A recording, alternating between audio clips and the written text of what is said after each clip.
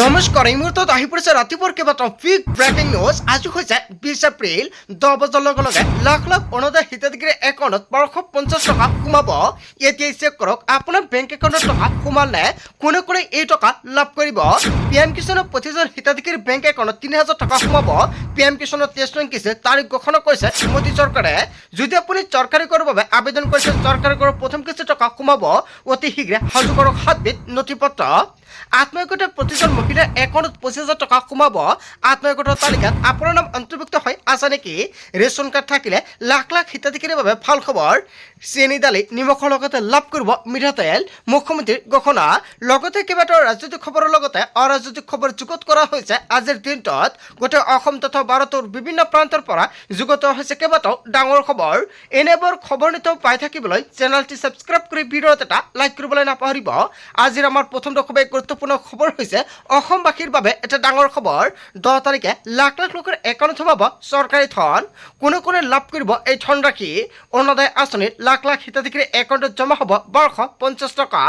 বৃদ্ধ পেঞ্চন আঁচনিৰ ধন সোমাব আপোনালোকৰ একাউণ্টত। বিধৱা পেঞ্চন আঁচনিৰ ধন জমা হ'ব আপোনালোকৰ বেংক একাউণ্টত। প্ৰতি মাহৰ 10 তাৰিখে হিতাধিকাৰীৰ একাউণ্টত ধন সোমোৱাটো নিশ্চিত কৰিছে চৰকাৰে।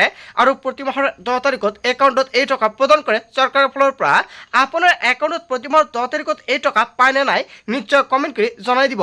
বহুতে কমেণ্ট কৰি আছে 10 এপ্ৰিলত অৰুণোদয় আঁচনিৰ টকা পোৱা নাই। সেইসকল হিতাধিকাৰীৰ বাবে এটা ভাল খবৰ, কিয়নো আপোনালোকে সকলোৱে জানে জানুৱাৰী, ফেব্ৰুৱাৰী, মাৰ্চ আৰু এপ্ৰিল ইলেকশ্যনৰ বাবে এই 4 মাহৰ টকা একেলগতে প্ৰদান কৰিছে ৰাজ্যৰ মুখ্যমন্ত্ৰী ডক্টৰ হিমন্ত বিশ্ব শৰ্মাই। সেয়েহে এপ্ৰিল মাহৰ 10 তাৰিখত আপোনাৰ একাউণ্টত এই টকা আপুনি পোৱা নাই। আকৌ 10 মে'ত অৰুণোদয় আঁচনিৰ একাউণ্টত 1250 টকা লাভ কৰিব। যদি আপোনাৰ বেংক একাউণ্টত KYC আপডেট কৰা নাই, তেনে ক্ষেত্ৰত 10 মে'ৰ পূৰ্বে আপুনি KYC আপডেট কৰক। আধাৰ কাৰ্ডৰ সৈতে লিংক কৰক বেংক একাউণ্ট। পান আধাৰ দুয়োটা নম্বৰৰ সৈতে লিংক কৰিব লাগিব বেংক একাউণ্ট। বেংক একাউণ্টত পান আধাৰ লিংক হোৱাৰ পিছত আপোনালৈ আহিব OTP। ইয়াৰ পিছতে আপুনি নিশ্চিত হ'ব বেংক একাউণ্টত ধন জমা হোৱাটো হয়। অৰুণোদয়ৰ প্ৰতিজন হিতাধিকাৰীৰ বাবে অত্যন্ত ভাল খবৰ আহি পৰিছে। তালিকাত নাম থকা সত্ত্বেও যদি আপোনাৰ একাউণ্টত টকা নাপায়, তেনে ক্ষেত্ৰত নিশ্চয় কমেণ্ট কৰি জনাই দিব। নেক্সট ভিডিঅ'ত সম্পূৰ্ণকৈ জনাই দিম কি কি কৰিব লাগিব। তাৰপিছত অসমবাসী ৰাজক জনাইছে আমাৰ পৰৱৰ্তী খুবেই গুৰুত্বপূৰ্ণ খবৰ। লগতে এটা ডাঙৰ খবৰ, ৰাজ্যৰ লাখ লাখ LPG গ্ৰাহকৰ বাবে ডাঙৰ খবৰ আহি পৰিছে। আপোনাৰ একাউণ্টত LPGৰ ছাবচিডিৰ টকা জমা হয়নে নাই এতিয়া কমেণ্ট কৰক। নিয়মীয়াভাৱে পৰীক্ষা কৰক আপোনাৰ একাউণ্ট। চিলিণ্ডাৰ লোৱাৰ পিছতে পৰীক্ষা কৰক আপোনাৰ একাউণ্ট। প্ৰতিমাহতে চিলিণ্ডাৰ লোৱাৰ সময়তে ছাবচিডিৰ টকা জমা হোৱাটো নিশ্চিত কৰক। যেতিয়া আপুনি চিলিণ্ডাৰ লোৱাৰ লগে লগে 2 পৰা 3 দিনৰ ভিতৰতে আপোনাৰ বেংক একাউণ্টত ছাবচিডিৰ টকা জমা হয়। কিন্তু এতিয়াৰ পৰা আপোনাৰ বেংক একাউণ্টত ছাবচিডিৰ টকা পায় নে নাই এতিয়া আপুনি কমেণ্ট কৰক। বহুতৰে একাউণ্টত ছাবচিডিৰ টকা জমা নহয়। যদি আপোনাৰ একাউণ্টত ছাবচিডিৰ টকা জমা নহয়, তেন্তে আপুনি কি কৰিব? অতি শীঘ্ৰে আপুনি যোগাযোগ কৰিব লাগিব গেছ অফিচত। আপুনি গেছৰ পাছবুক, বেংক একাউণ্ট আৰু আধাৰ কাৰ্ড লৈ যাব। লগতে আধাৰ কাৰ্ডৰ লগত যিটো মোবাইল নম্বৰ লিংক হৈ আছে সেই মোবাইলটো লৈ যাব লাগিব। লৈ যোৱাৰ পিছতে নিশ্চয় গেছ অফিচাৰে সম্পূৰ্ণকৈ সহায় কৰা হ'ব কিহৰ বাবে আপোনালোকৰ একাউণ্টত ছাবচিডিৰ টকা জমা নহয়। আজিৰ ভিডিঅ'ত যিমান পাৰে সকলোৱে শ্বেয়াৰ কৰি দিয়ক, যাতে সকলোৱে জানিব পাৰে আৰু অতি শীঘ্ৰে এইকেইটা কাম কৰাই ৰাখিব পাৰে। তাৰপিছত অসমবাসী ৰাজক জনাইছে আমাৰ পৰৱৰ্তী খুবেই গুৰুত্বপূৰ্ণ খবৰ। লগতে এটা ডাঙৰ খবৰ, ই-শ্ৰমত নাম পঞ্জীয়ন কৰা শ্ৰমিকৰ বাবে ডাঙৰ খবৰ আহি পৰিছে। দুৰ্ঘটনাত মৃত্যু হোৱা আৰু অংশগত শ্ৰমিকলৈ আৰ্থিক সাহায্য। দুৰ্ঘটনাত মৃত্যু হোৱা শ্ৰমিকৰ পৰিয়াললৈ 2 লাখকৈ টকাৰ আৰ্থিক সাহায্য প্ৰদান কৰা হ'ব। দৃষ্টিশক্তি হেৰুৱাই পেলোৱা অথবা দুখন হাত হেৰুওৱা শ্ৰমিকলৈ 2 লাখকৈ টকা প্ৰদান কৰা হ'ব। শৰীৰৰ কোনো অংগ ব্যৱহাৰ অযোগ্য হৈ পৰা অংশগত শ্ৰমিকলৈ 2 লাখকৈ টকা প্ৰদান কৰা হ'ব। দুৰ্ঘটনাত এখন ভৰি বা এটা চকু হেৰুওৱা শ্ৰমিকলৈ 1 লাখকৈ টকাৰ আৰ্থিক সাহায্য প্ৰদান কৰা হ'ব। শ্ৰম কল্যাণ বিভাগৰ তৰফৰ পৰা কৰা হৈছে ডাঙৰ ঘোষণা। ই-শ্ৰমত নাম পঞ্জীয়নকৃত শ্ৰমিকৰ বাবে অত্যন্ত ভাল খবৰ আহি পৰিছে। যদি আপোনাৰ ই-শ্ৰম কাৰ্ড আছে, তেনে ক্ষেত্ৰত আপোনাৰ বাবে ভাল খবৰ। ই-শ্ৰম কাৰ্ড থাকিলে প্ৰতি মাহতে আপোনাৰ বেংক একাউণ্টত 3000 টকা লাভ কৰিব আৰু আপোনাৰ 60 বছৰ হোৱাৰ পিছতে এই সুবিধা লাভ কৰিব।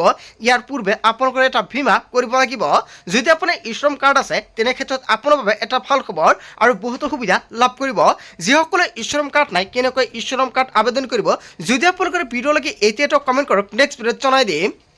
তাৰপিছত অসমবাসী ৰাইজক জনাইছো আমাৰ পৰৱৰ্তী খবৰ গুৰুত্বপূৰ্ণ খবৰ লগতে এটা ডাঙৰ খবৰ ৰেচন কাৰ্ডৰ গৰাকীৰ বাবে আহি গ'ল ডাঙৰ খবৰ ৰেচন কাৰ্ডত আপোনাৰ পৰিয়ালৰ কোনো সদস্যৰ নাম উঠা নাই নেকি শীঘ্ৰে নাম অন্তৰ্ভুক্ত কৰিব পাৰিব ৰেচন কাৰ্ডত ডাটা এন্ট্ৰি অপাৰেটৰৰ বাবে বাদ পৰিছিল বহু লোকৰ নাম নুঠা সদস্যৰ অন্তৰ্ভুক্তিৰ বাবে চলিব বিশেষ অভিযান ইয়াৰ বাবে দাখিল কৰিব লাগিব নতুন প্ৰপত্ৰ পঞ্চায়তৰ জৰিয়তে দাখিল কৰিব পাৰিব এই প্ৰপত্ৰ যিসকল লোকৰ নাম এতিয়াও অন্তৰ্ভুক্ত হোৱা নাই তেওঁলোকৰ তালিকা প্ৰস্তুত কৰিছে চৰকাৰে মন্ত্ৰী ৰঞ্জিত কুমাৰ দাসৰ বৃহৎ ঘোষণা তাৰ পিছত অসমবাসী ৰাইজক জনাইছো আমাৰ পৰৱৰ্তী খবৰ গুৰুত্বপূৰ্ণ খবৰ লগতে এটা ডাঙৰ খবৰ ৰাজ্যজুৰি চলিব লোকপিয়ল সমগ্ৰ ৰাজ্যতে 2 আগষ্টৰ পৰা আৰম্ভ হ'ব লোকপিয়ল 17 আগষ্টৰ পৰা ঘৰে ঘৰে যাব গণনাকাৰী বিষয়া 15 ছেপ্টেম্বৰ পৰ্যন্ত ৰাজ্যজুৰি চলিব লোকপিয়লৰ বাবে ৰাজ্যত নিয়োগ কৰা হৈছে 85,000 গণনাকাৰী বিষয়া আনুষ্ঠানিকভাৱে জনালে লোকপিয়ল সঞ্চালক বিশ্বজিৎ পেগুৱে ৰাজ্যজুৰি চলিব লোকপিয়ল হয় এটা বিগ ব্ৰেকিং নিউজ আহি পৰিছে তাৰ পিছত অসমবাসী ৰাইজক জনাইছো আমাৰ পৰৱৰ্তী খবৰ গুৰুত্বপূৰ্ণ খবৰ লগতে এটা ডাঙৰ খবৰ দেশবাসী সম্বোধনৰ মাজতে কংগ্ৰেছক সমালোচনা কৰিছিল মোদীয়ে মহিলা সংৰক্ষণ বিধেয়কক লৈ কংগ্ৰেছক সমালোচনা কৰিছিল মোদীয়ে মোদীৰ ভাষণৰ বিৰোধিতাৰে দিল্লীত তীব্ৰ প্ৰতিবাদ কংগ্ৰেছৰ দিল্লীৰ ৰাজপথত মহিলা কংগ্ৰেছ তথা কংগ্ৰেছ কৰ্মীৰ প্ৰতিবাদ প্ৰধানমন্ত্ৰী মোদীৰ বিৰুদ্ধে ৰাজধানী কঁপালে কংগ্ৰেছে দেশবাসীক সম্বোধনৰ মাজতে কংগ্ৰেছক সমালোচনা কৰিছিল মোদীয়ে ইয়াৰ পাছতে এনেকুৱাকৈ ভয়ংকৰভাৱে প্ৰতিবাদ সাব্যস্ত কৰে কংগ্ৰেছে তাৰ পিছত অসমবাসী ৰাইজক জনাইছো আমাৰ পৰৱৰ্তী খবৰ গুৰুত্বপূৰ্ণ খবৰ লগতে এটা ডাঙৰ খবৰ সিন্ডিকেটৰ গুণ্ডা মাফিয়া কেৱল এয়াই নহয় ভ্ৰষ্টাচাৰী শেষ সকিয়নি প্ৰধানমন্ত্ৰী নৰেন্দ্ৰ মোদীৰ সিন্ডিকেটৰ গুণ্ডা বাহিনী ভ্ৰষ্টাচাৰীক থমক প্ৰধানমন্ত্ৰী নৰেন্দ্ৰ মোদীৰ 29 এপ্ৰিলৰ ভিতৰতে সকলোকে আত্মসমৰ্পণ কৰক বুলি মন্তব্য কৰিছে প্ৰধানমন্ত্ৰী নৰেন্দ্ৰ মোদীয়ে নিজৰ জিলাত থানাত আত্মসমৰ্পণ কৰক সকলো